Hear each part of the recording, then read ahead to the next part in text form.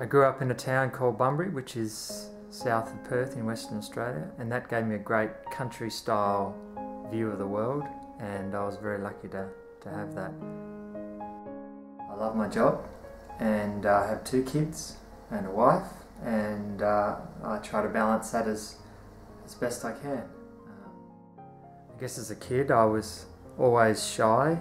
I never wanted to go up the front, and yet the irony is the more I did these workshops, the more comfortable I became at doing them. Facilitation is about getting a group of people in a room to work through to a common goal, taking them on a journey of where they are at now, where they need to get to, and then thinking about how as a group or as an entity they're going to get there, what they're actually going to do or build or create.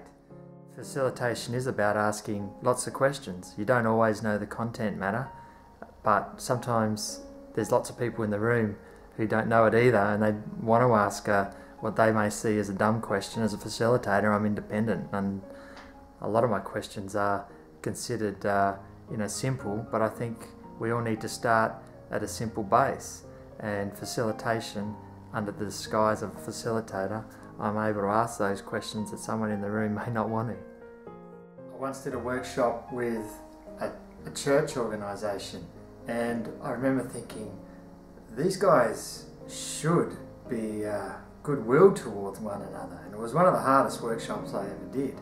And the facilitation of that process, the principles that you take, whether it's a church group or a community group or a mining or resource sector or banking system, it's very much the same. Where are we at now?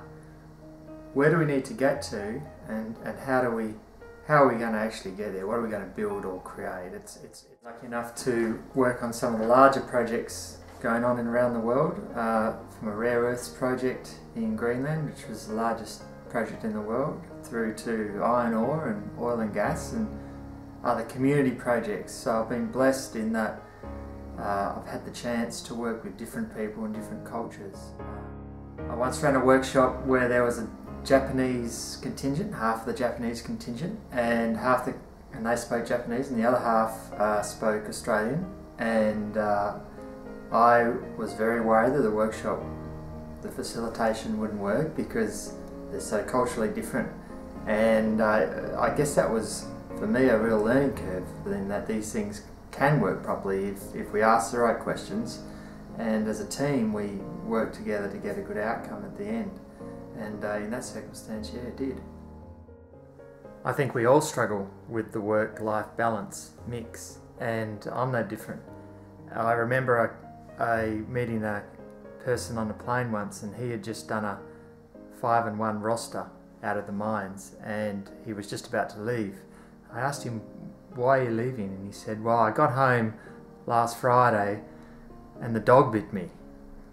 And I thought, wow, I need to think about my life, because I was headed that way at that time.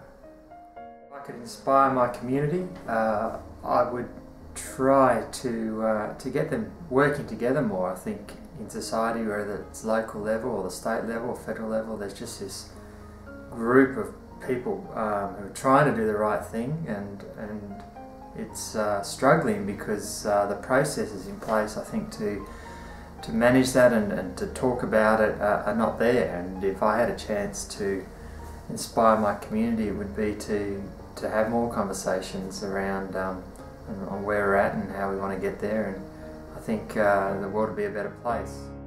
Sustainability for me is finding that balance between the 3 factors: social issues, environmental issues and economic. And neither one of those 3 should be given priority over the others.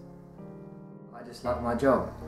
I've been doing facilitation for the last 20 years, and it's been great. It's had its ups and downs like any job, but the number of people I've been able to meet, it's been fantastic.